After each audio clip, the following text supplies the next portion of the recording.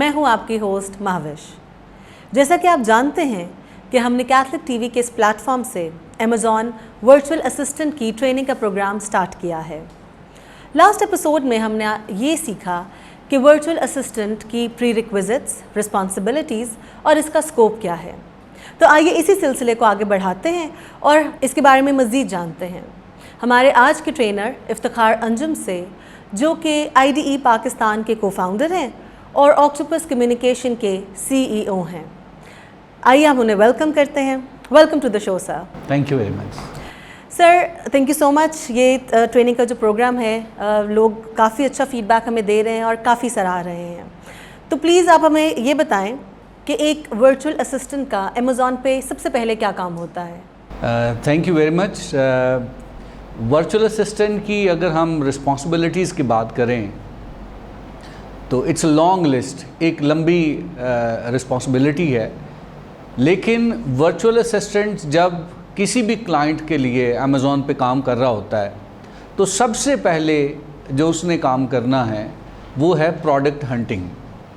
अब ये product hunting क्या है, थोड़ी टेक्निकल टर्म है प्रोडक्ट हंटिंग, लेकिन इसको अगर मैं आसान अल्फाज में बयान करना चाहूँ तो प्रोडक्ट हंटिंग ये है कि एक VA ने एक बिजनेसमैन के लिए प्रोडक्ट्स फाइंड करनी है कि एक बिजनेसमैन को अमेज़ॉन के ऊपर कौन सी प्रोडक्ट सेल करनी चाहिए। नॉर्मली लोगों की जो अप्रोच होती है वो ये होती है कि दे कम विद द प्रोडक्ट और वो VA के पास आते हैं और कहते हैं कि जनाब ये हमारी प्रोडक्ट है, इसको हम सेल करना चाहते हैं। देखिए अमेज़ॉन पे इस तरह से नहीं होता। अमेज़ॉन पे प्रोडक्ट सेल करने से पहले आपने इस चीज़ को देखना होता है कि क्या आपको इस प्रोडक्ट को सेल करने से प्रॉफिट होगा या नहीं होगा। आप इन चीज़ों को पहले इंश्योर करते हैं और फिर आप प्रोडक्ट जो है वो लॉन्चिंग की तरफ आते हैं या प्रोडक्ट के बाकी जो उसकी सप्लायर्स से जो है वो बात करते हैं।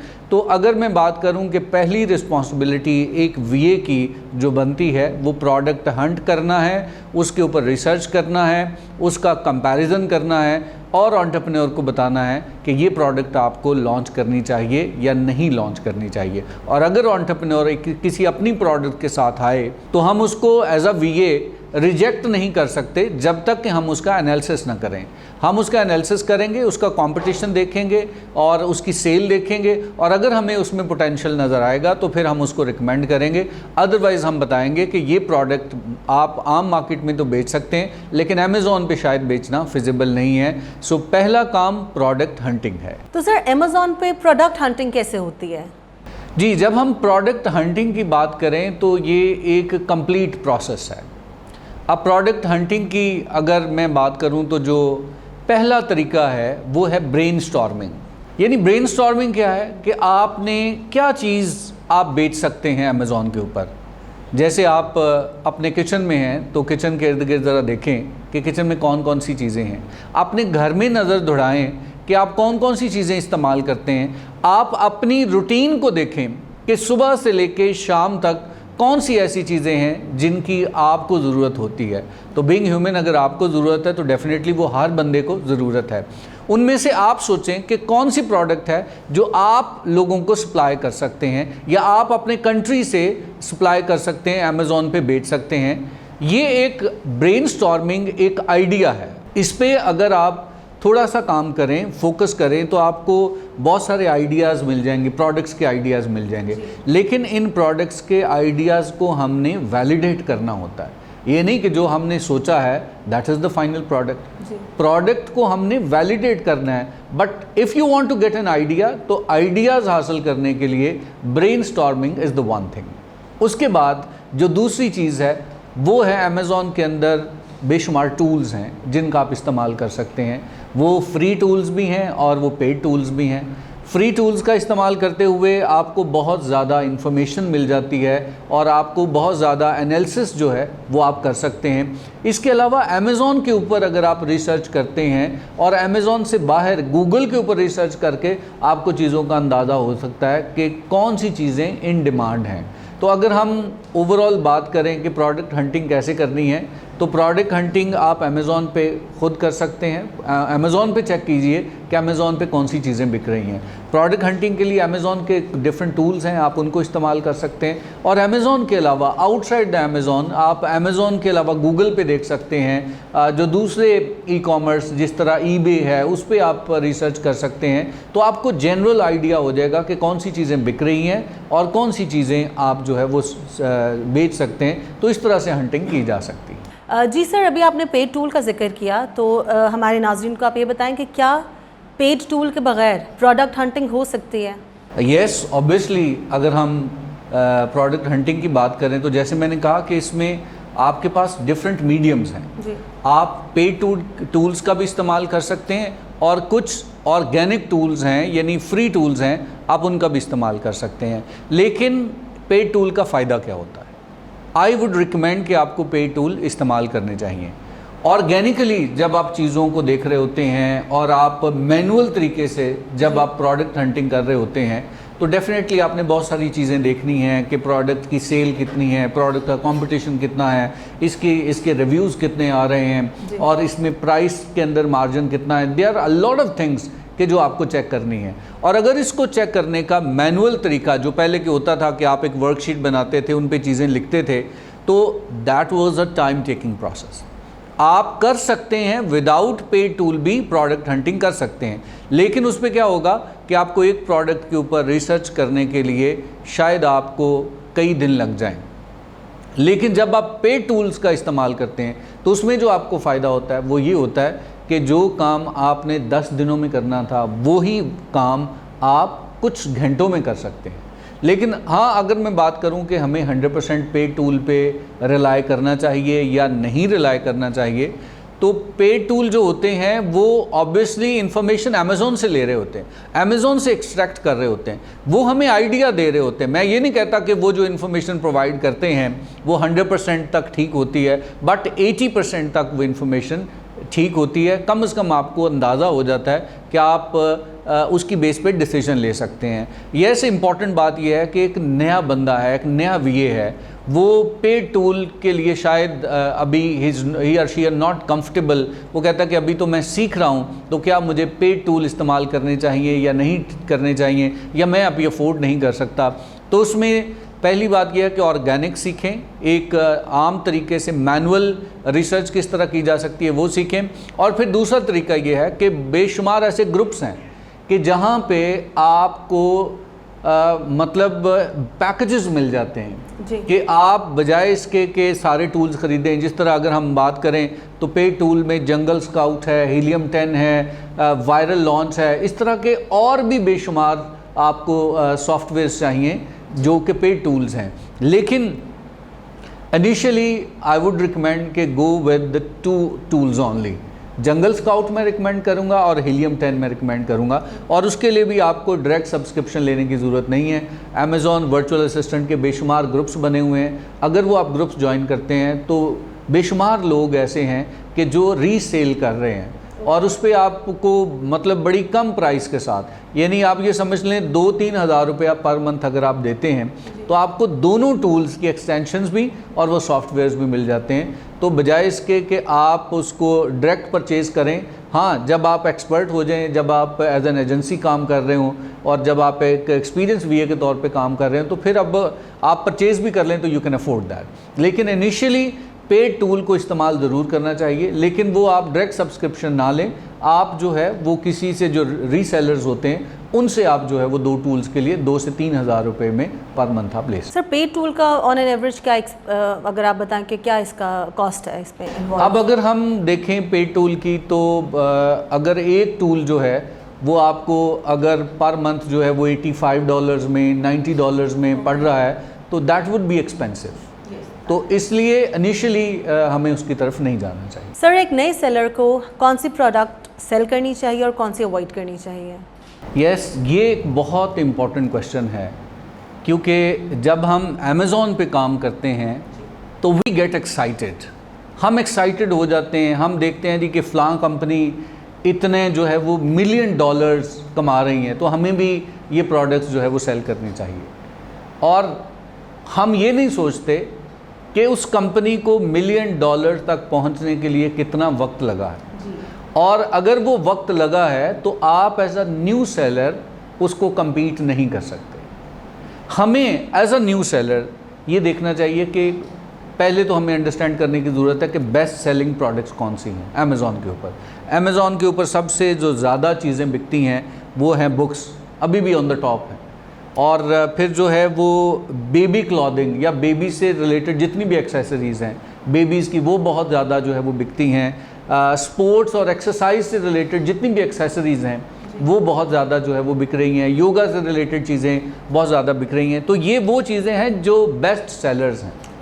लेकिन इनके साथ साथ हमें ये भी देखने की ज़रूरत है कि जो कंपनीज़ इनको सेल कर रही हैं क्या हम उनको compete कर सकते हैं। तो ये देखना बड़ा ज़रूरी है। बेस्ट सेलिंग प्रोडक्ट्स की तरफ जंप करने से पहले हमें उसका एनालिसिस करना ज़रूरी है कि जो लोग इनको बेच रहे हैं वो किस रैंक पे खड़े हैं। देखिए, हमें एज अ न्यू सेलर हम एक एस्टैब्लिश्ड सेलर को compete नहीं कर सकते। हमें ये भी देखना है कि अमेज़ॉन ख़ुद भी सेलर है। अमेज़ॉन ने एक प्लेटफॉर्म भी प्रोवाइड किया है कि जिसमें बाकी सेलर्स आके अपनी सारी प्रोडक्ट्स बेचते हैं, लेकिन जिन प्रोडक्ट्स के अंदर पोटेंशियल होता है अमेज़ॉन ख़ुद इनको बेच रहा होता है। अब आप ये देखें कोई चीज़ बेस्ट सेलर है ऑन अमेज़ॉन, और जब आपने देखा तो आपने देखा कि वो अमेज़ॉन ख़ुद बेच रहा है, तो आप मुझे बताएं कि जब आप बेचेंगे तो आपको अमेज़ॉन को फ़ी भी देनी है, आपने शिपमेंट भी करनी है, आपने टैक्सेस भी देने हैं, तो बेशुमार एक्सपेंसेस हैं आपके। आप कभी भी अमेज़ॉन को बीट नहीं कर पाएंगे। तो बेशक किसी प्रोडक्ट में बहुत ज़्यादा पोटेंशियल हो, आपको वो प्रोडक्ट नहीं करनी चाहिए। करना आपको क्या चाहिए कि अगर स्पेसिफ़िकली हम पाकिस्तान की बात करें तो पाकिस्तान का जो, अगर हम प्रोडक्ट्स की बात करें तो पाकिस्तान से बेड शीट्स जो हैं वो बहुत अच्छी बिक सकती हैं, जो आपकी क्लोथिंग है वो बहुत अच्छी है, जो ज्वेलरी है वो बहुत अच्छी है, और जो बच्चों के टॉयज़ हैं, नो डाउट ये एक बहुत बड़ी मार्केट है पाकिस्तान से। लेकिन हमें ये देखने की ज़रूरत है कि एक नए सेलर को ये भी चीज़ें भी देखने की ज़रूरत है कि अगर इलेक्ट्रॉनिक्स की बात करें तो इलेक्ट्रॉनिक्स में वो अमेज़ॉन पे बहुत अच्छी बिकती हैं, लेकिन हम जो है वो उसको इसलिए नहीं बेच सकते कि जब हम यहाँ से उनको शिपमेंट करेंगे तो उसके अंदर काफ़ी ज़्यादा प्रॉब्लम्स आएंगी। अगर हम क्लॉथिंग की बात करें या शूज़ की बात करें तो पाकिस्तान के बहुत अच्छी प्रोडक्ट्स हैं, लेकिन एक नए सेलर को प्रॉब्लम क्या आता है कि पीपल आर ब्रांड कॉन्शियस। लोग ब्रांड कॉन्शियस हैं। जिसने कपड़ा पहनना है ना, उसको कह दो कि ये क्वालिटी का कपड़ा है, वो परचेज़ करने से पहले रिव्यूज़ देखेगा कि लोगों के रिव्यूज़ क्या हैं। अब आप तो नए सेलर हैं, आपके जब वो रिव्यूज़ देखेगा तो रिव्यूज़ ज़ीरो हैं। अब जब रिव्यूज़ ज़ीरो हैं तो वो कभी भी परचेज़ नहीं करेंगे। इसलिए बेशक क्लॉथिंग के अंदर बहुत ज़्यादा पोटेंशियल है, बेशक बाकी चीज़ों के अंदर, इलेक्ट्रॉनिक्स के अंदर बहुत ज़्यादा पोटेंशियल है, लेकिन हमें अवॉइड करना है कि हमें कोई कंप्यूटर या उसकी एक्सेसरीज सेल नहीं करनी, हमें सेल फ़ोन या उसकी एक्सेसरीज सेल नहीं करनी, हमें इलेक्ट्रॉनिक्स की तरफ नहीं जाना, हमें कोई भी ऐसी चीज़ जिस पे कोई स्पेशल अप्रूवल रिक्वायर्ड हो, हमें उस चीज़ को नहीं करना। क्योंकि अगर एक इस्टेब्लिश सेलर है ना, वो स्पेशल अप्रूवल ले सकता है। फॉर एग्ज़ाम्पल फूड सप्लीमेंट बहुत ज़्यादा बिकते हैं, लेकिन नया बंदा फूड सप्लीमेंट नहीं बेच सकता, वाइटामिन्स नहीं बेच सकता। क्यों? क्योंकि उसके लिए आपको अप्रूवल की ज़रूरत है। तो आप शुरू में उन कॉम्प्लिकेशंस में ना पड़ें, आप वो चीज़ें बेचें जो आसानी के साथ बिक सकती हैं, जिसमें आपको अप्रूवल रिक्वायर्ड नहीं है, जिसमें कोई उसके ख़राब होने का कोई ख़तरा नहीं है, शिपमेंट के दौरान ख़राब होने का ख़तरा नहीं है। तो you should go with the small and simple thing. Thank you so much नाजरीन। आई मस्ट से कि हमारे ट्रेनर ने बड़े अच्छे और बड़े क्लियरली हमें डूज़ एंड डोंट्स बताए हैं कि हम लोगों ने वाइल चूजिंग द प्रोडक्ट जो भी सेल करना है, इसमें एग्जांपल्स बताई हैं। तो आई थिंक सो कि ये बहुत फ़ायदेमंद है। Thank you so much sir. Sir मज़ीद आप प्लीज़ हमें ये भी अब बताएं कि अमेज़ॉन पे बेस्ट प्रोडक्ट्स चूज़ करने से पहले हमें किन चीज़ों का ख्याल रखना चाहिए? अमेज़ॉन पे प्रोडक्ट फाइंड करने के लिए कुछ क्राइटेरिया है और कुछ चेक्स हैं, उनको हमें देखना चाहिए। क्योंकि अमेज़ॉन पे बेचना सिर्फ हमारा मकसद नहीं है, हमारा मकसद है प्रॉफिटेबिलिटी, कि हम प्रॉफिट कमाएं। तो अगर आप अमेज़ॉन पे बेच रहे हैं और प्रॉफिट नहीं कमा रहे तो आपको बिज़नेस करने का कोई फ़ायदा नहीं है। लेकिन मैं आपको बता दूं कि 30 से 40% ऐसे लोग होते हैं जो अमेज़ॉन पे बिज़नेस कर रहे होते हैं but they are losing rather than gaining. उसकी वजह क्या है? उसकी वजह यह है कि जो प्रोडक्ट उन्होंने सेलेक्ट की है उसके कुछ क्राइटेरिया को उन्होंने चेक नहीं किया। तो सबसे पहले जो चीज़ आपको चेक करनी चाहिए वो ये चेक करनी चाहिए कि क्या अमेज़ॉन पे ये प्रोडक्ट सेल हो रही है जो आप बेचना चाह रहे हैं।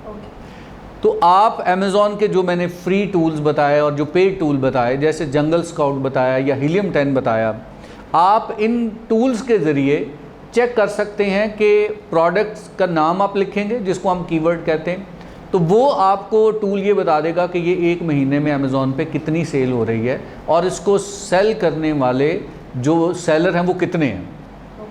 अब अगर आप ये देखें कि प्रोडक्ट एक महीने में 100 यूनिट या 200 यूनिट बिक रहे हैं और ऑलरेडी 4-5 लोग उसको बेच रहे हैं, तो इसका मतलब ये है कि प्रोडक्ट की सेल को बहुत ज़्यादा अच्छी नहीं है। मिनिमम जो क्राइटेरिया है कि आपको अगर प्रोडक्ट चूज़ करनी है तो मिनिमम क्राइटेरिया है कि पर मंथ जो सेल है that should be not less than 300 units a month. कम से कम 300 यूनिट उसके बिक रहे हों। फिर जो दूसरी चीज़ है जो चेक करने वाली प्रोडक्ट को फाइंड करने के लिए वो है कंपटीशन। आपको लो कंपटीशन चाहिए। हाई कंपटीशन में एज अ न्यू सेलर आप नहीं जा सकते। अगर आपने हाई कंपटीशन वाली प्रोडक्ट चूज़ कर ली तो नुकसान क्या होगा कि आपकी प्रोडक्ट नहीं बिकेगी, और जब प्रोडक्ट नहीं बिकेगी तो आप लॉस में चले जाएंगे। अब कंपटीशन फाइंड करने के लिए भी टूल्स आपको हेल्प करेंगे। आपको ये देखना है कि कितने लोग इसको बेच रहे हैं और जो लोग बेच रहे हैं उनके रिव्यूज़ क्या है। रिव्यूज़ बड़े इंपॉर्टेंट होते हैं, क्योंकि जब लोग चीज़ परचेज़ करते हैं उनका अच्छा एक्सपीरियंस होता है तो वो पॉजिटिव रिव्यू देते हैं, बुरा एक्सपीरियंस होता है तो वो नेगेटिव रिव्यू देते हैं। तो एक तो हमने जो बेस्ट सेलर हैं उनको देखना है कि आपकी प्रोडक्ट में बेस्ट सेलर्स कौन से हैं, और जो बेस्ट सेलर्स हैं उनकी पर मंथ सेल कितनी है। अब अगर ये देखें कि पर मंथ सेल हज़ारों यूनिट में है और वो मिलियन ऑफ डॉलर्स कमा रहे हैं, और 8-10 जो सेलर हैं वो ऐसे हैं कि जो इतने पैसे कमा रहे हैं, तो आप डेफिनेटली ये टेम्पटिंग तो बहुत होगा आपके लिए कि मैं भी ये चीज़ें बेचूं, लेकिन आप कभी भी उसमें कामयाब नहीं हो सकते। आपको एज अ न्यू सेलर उन प्रोडक्ट को चूज़ करना है जिनका कंपटीशन लो है। फिर तीसरी चीज़ जो आपने देखनी है वो है प्राइस। जो अमेज़ॉन की तरफ से रिकमेंडेड है कि अगर आपने प्रॉफिट बनाना है तो आपकी जो प्राइस है वो होनी चाहिए $18 से लेके $50 के दरमियान, और ये सेलिंग प्राइस है कि अमेज़ॉन के ऊपर ये चीज़ें अगर $50 की बिक रही है तो कोई भी बंदा जो है वो $18 से $50 लगाने के लिए शायद बहुत ज़्यादा रिसर्च करना उसको ज़रूरी नहीं समझता, क्योंकि बहुत बड़ी अमाउंट नहीं है। लेकिन अगर कोई प्रोडक्ट है वो $400-500 की है तो उसको परचेज़ करने से पहले वो रिव्यूज़ भी देखेगा, वो बाकी चीज़ें भी चेक करेगा, और वो शायद कंजर्वेटिव अप्रोच रखेगा कि किसी भी नए सेलर से मैं ये चीज़ क्यों ख़रीदूँ। लेकिन अगर आप न्यू सेलर हैं और आपकी प्रोडक्ट जो है उसकी जो प्राइस है वो $18 से $50 के दरमियान है, और समटाइम आपको 70 तक भी जाना पड़ता है, तो दैट इज़ क्वाइट सेफ, तो वो प्रोडक्ट आप बेच सकते हैं। अगर आपकी प्राइस 15 या 18 से कम होगी तो शायद आपको उसमें मार्जिन नहीं मिलेगा, प्रॉफिट मार्जिन नहीं होगा। लेकिन अगर आपकी प्राइस जो है वो बढ़ जाती है, नो डाउट प्राइस बढ़ने से आपका प्रॉफिट बढ़ता है, लेकिन ज़रूरी है कि वो चीज़ बिके भी। जब आप इस्टेब्लिश हो जाएंगे ना तो तब आप महंगी चीज़ें भी बेचेंगे तो वो बिक जाएंगी। शुरू में आपको ये देखना है कि जो प्राइस है वो $70 से 50 से 70 तक आप मार्जिन है, लेकिन 70 से ऊपर आपको कभी भी जो है वो नहीं सेल करनी चाहिए जो जिसकी प्राइस 70 से ज़्यादा है। फिर आपने जो चीज़ देखनी है वो उसका साइज़ बड़ा इंपॉर्टेंट है, क्योंकि जब आपने शिपमेंट करनी है तो शिपमेंट के लिए भी कॉस्ट है। फिर जहाँ पे FBA में आपने वहाँ पे स्टोर करवानी है उसकी भी कॉस्ट है। तो इसमें जो रूल है वो ये है कि अगर आपकी प्रोडक्ट जो है वो एक शू बॉक्स के अंदर आ जाती है तो ये समझ लीजिए कि दिस इज़ समथिंग कि आइडियल साइज़ है। लेकिन अगर ओवर साइज़ है तो वो चीज़ें अगर आप बेचेंगे तो उसमें शायद आपको एक्स्ट्रा एक्सपेंसेस हों और आप उसमें प्रॉफिट ना बना सकें। तो ये जो चीज़ें मैंने बताई हैं उसमें सबसे पहले जो आपने चीज़ देखने के प्रोडक्ट की सेल आपने चेक करनी है, फिर उसका कंपटीशन चेक करना है, फिर आपने प्राइस देखनी है, फिर आपने ये देखना है कि इसके ऊपर कोई लीगल रिस्ट्रिक्शंस तो नहीं है, कोई आपको अप्रूवल की ज़रूरत तो नहीं है, ओवर साइज़ तो नहीं है, या उसमें कोई टेक्निकल मूविंग पार्ट तो नहीं है कि जो ट्रैवल करते वक्त जो है वो ख़राब हो सकते हैं। मशीनरी वगैरह से आपने अवॉइड करना है। तो ये रिकमेंडेशंस हैं। सर, एक विनिंग प्रोडक्ट फाइंड करने में कितना टाइम लग जाता है अप्रॉक्सीमेटली?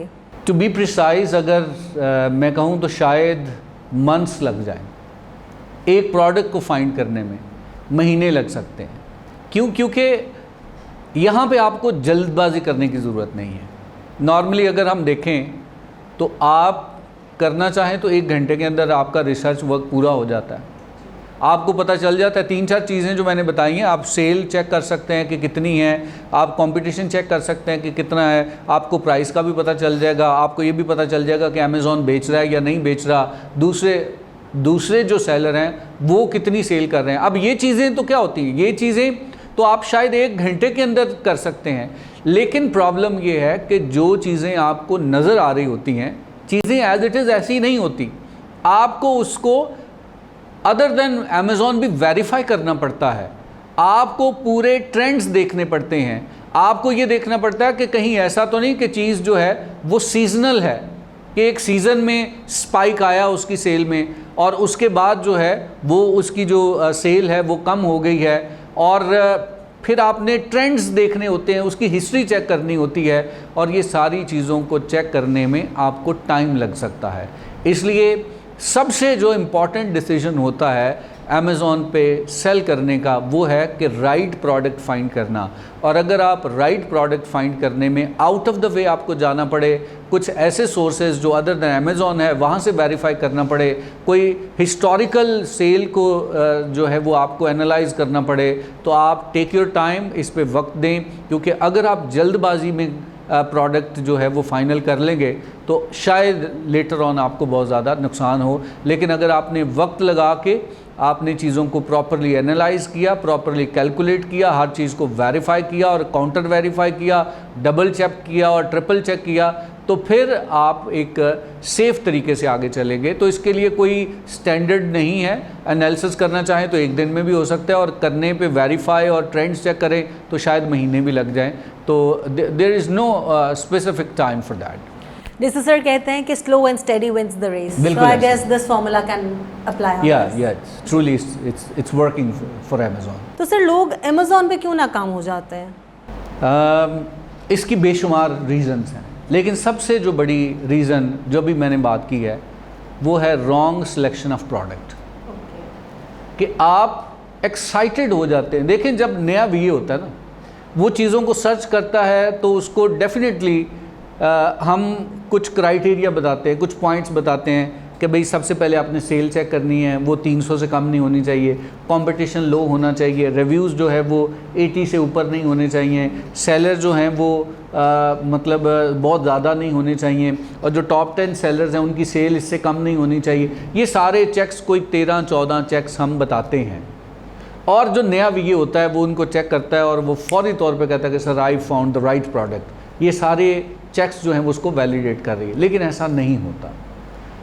इसके लिए यू नीड एक्सपीरियंस, और कम से कम 2-3 साल तक जब वीए काम करता है तो फिर उसको वो तरीके समझ आते हैं कि कैसे आप राइट प्रोडक्ट फाइंड कर सकते हैं। एक नया जो सेलर है या एक नया जो वीए है वो पहली गलती ये करता है कि फौरी तौर पे एक्साइटेड होके रॉन्ग प्रोडक्ट चूज़ कर लेते हैं। तो रॉन्ग प्रोडक्ट चूज़ करना ये एक सबसे बड़ी गलती होगी। दूसरा ये है कि लोगों की एक्सपेक्टेशंस बड़ी रॉन्ग होती हैं अमेज़ॉन से। लोग समझते हैं कि बस अमेज़ॉन पे दुकान खुल गई तो चले $1 मिलियन हमने कमाना शुरू कर दिए। नो डाउट लोग $1 मिलियन कमा रहे हैं। बेशुमार ऐसे लोग हैं कि जो सिर्फ़ और सिर्फ अमेज़ॉन पे बेच के $1 मिलियन कमा रहे हैं, मिलियनर हो गए। लेकिन हमें देखने की ज़रूरत है कि उनको मिलियनर होने में कितना वक्त लगा है और उनका सफ़र क्या है। नो डाउट आप $1 मिलियन कमा सकते हैं, लेकिन एक्सपेक्टेशन बड़ी रियलिस्टिक होनी चाहिए। अमेज़ॉन एक बिज़नेस प्लेटफॉर्म है और इसके ऊपर भी वही रूल अप्लाई होता है जो ब्रिक एंड मोटर मॉडल पे अप्लाई होता है। जब आप एक other than Amazon brick and motor model पे बिजनेस स्टार्ट करते हैं तो उसमें रिस्क तो शामिल होता है। आप ये तो नहीं कह सकते कि आपने एक जो है वो स्टोर बनाया है या आप दुकान खोली है तो पहले दिन ही आप प्रॉफिट कमा लेंगे।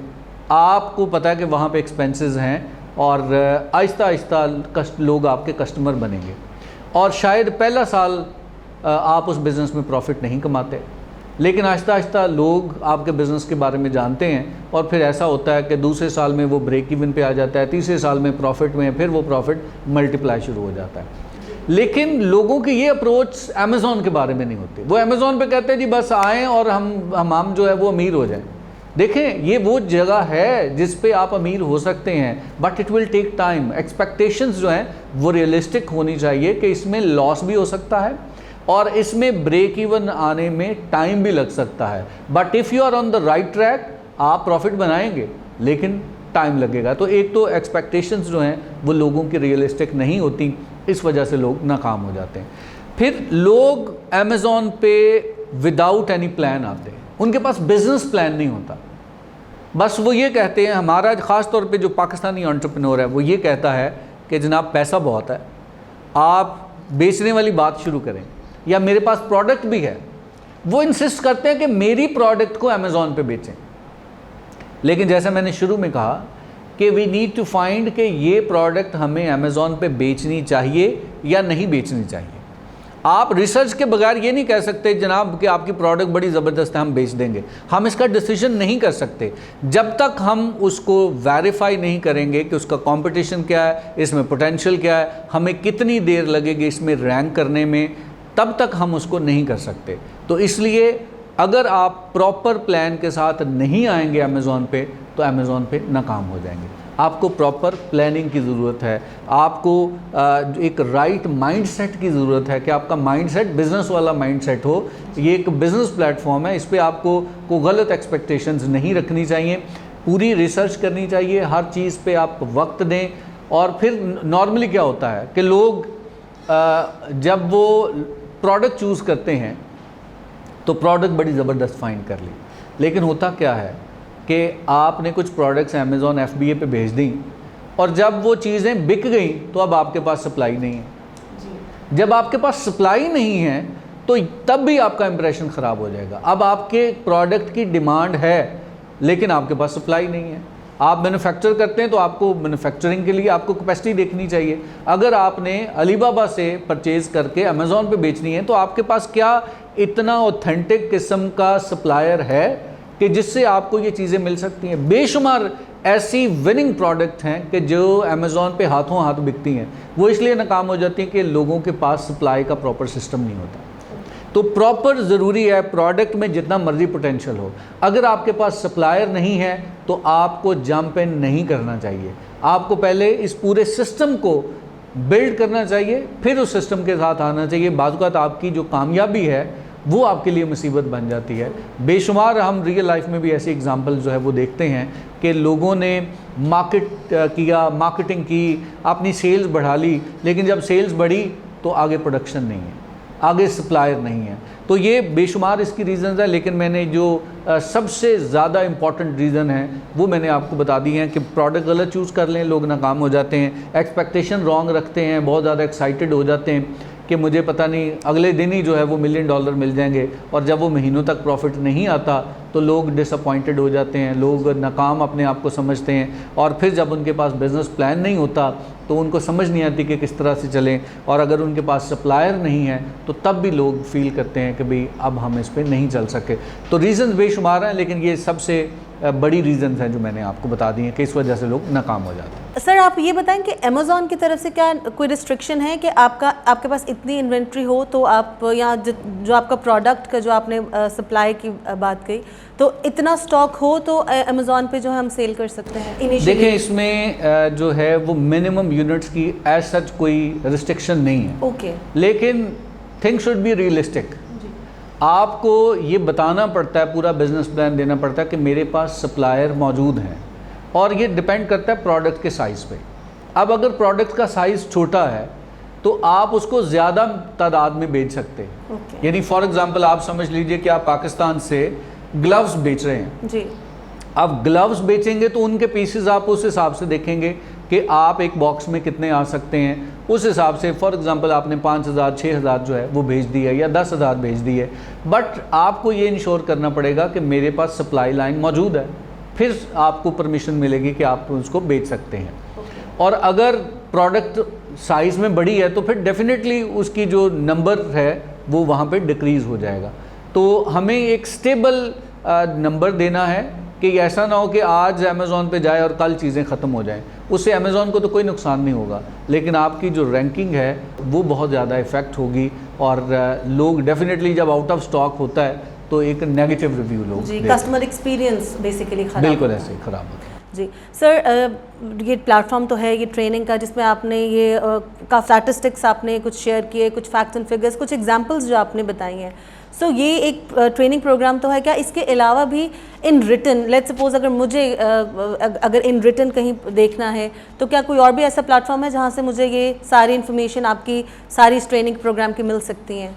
देखें, इसमें अगर हम चैनल्स की बात करें तो अमेज़ॉन बज़ाते ख़ुद एक बहुत बड़ा चैनल है, उनकी वेबसाइट से हमें ये चीज़ें मिल सकती हैं। और अगर इसकी ट्रेनिंग के अभी तो हम थ्योरेटिकल बता रहे हैं, प्रैक्टिकली चीज़ों को कि टूल्स आपने कैसे इस्तेमाल करने हैं, तो हमारा जो चैनल है IDE पाकिस्तान का जो YouTube चैनल है, वहाँ पे भी आपको ये सारी चीज़ें जो है वो स्टेप बाय स्टेप मिल जाएंगी।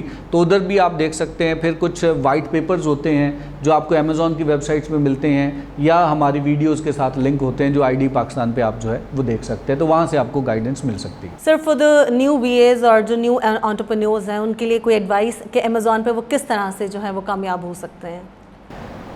जो सबसे बड़ी एडवाइस है न्यू VAs के लिए या न्यू एंटरप्रेन्योर्स के लिए वो ये है कि जो राइट माइंडसेट है that is very important.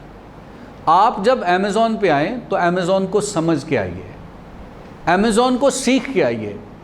Without learning जब आप अमेज़ॉन पे आएंगे तो ये आपको ऐसे लगेगा जैसे स्कैम है, क्योंकि अक्सर लोगों का एक्सपीरियंस ही होता है कि लोग कहते हैं जी ऑनलाइन ये जो सेल है ये सारे स्कैम्स होते हैं। स्कैम्स इसलिए लगते हैं क्योंकि आपने चीज़ों को सीखा नहीं होता। आप चीज़ों को सबसे पहले सीखें, सीखने के बाद आप इस पे जो है वो काम स्टार्ट करें। उसके बाद ये है कि आपका माइंडसेट बिजनेस वाला होना चाहिए। आप एक ऐसे माइंडसेट के साथ ना आइए अमेज़ॉन पे कि आपने रातों रात अमीर होना है। एक बिज़नेस वाली जो अप्रोच है कि it will take time but one day if you are working in the right direction तो आप जो है वो एक दिन कामयाब हो जाएंगे। फिर आपको सब्र रखना है, पेशेंस बहुत ज़रूरी है।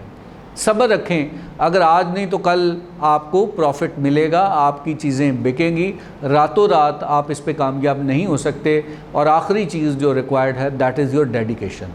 आप डेडिकेशन के साथ आएंगे और चीज़ों को सीखेंगे और मुसलसल आपकी लर्निंग जारी रहेगी तो आप एक दिन ज़रूर कामयाब हो जाएंगे। तो न्यूबीज़ जितने भी हैं और जितने VAs हैं और जितने एंटरप्रेन्योर्स हैं जो अपना बिज़नेस स्टार्ट करना चाहते हैं, वो इन 3-4 चीज़ों का ख्याल रखें, तो वी आर श्योर कि one day you would be successful on Amazon. Thank you so much sir Iftikhar. यकीनन आपकी ये जो काविश और आपकी जो ट्रेनिंग प्रोग्राम्स हैं बहुत हेल्पफुल हैं। So can't wait for the next episode and to learn further. और मैं आप सबसे भी यही रिक्वेस्ट करूँगी कि आप कैथलिक TV के जो प्लेटफॉर्म है इसको आप YouTube चैनल को आप सब्सक्राइब करें, आप हमारे फेसबुक पेज को ज्वाइन करें, आप लाइक करें, शेयर करें और इसको दूसरों तक भी पहुंचाएं ताकि दूसरे भी इससे फ़ायदा उठा सकें। आपको यकीनन हमारा आज का प्रोग्राम पसंद आया है। Thank you so much.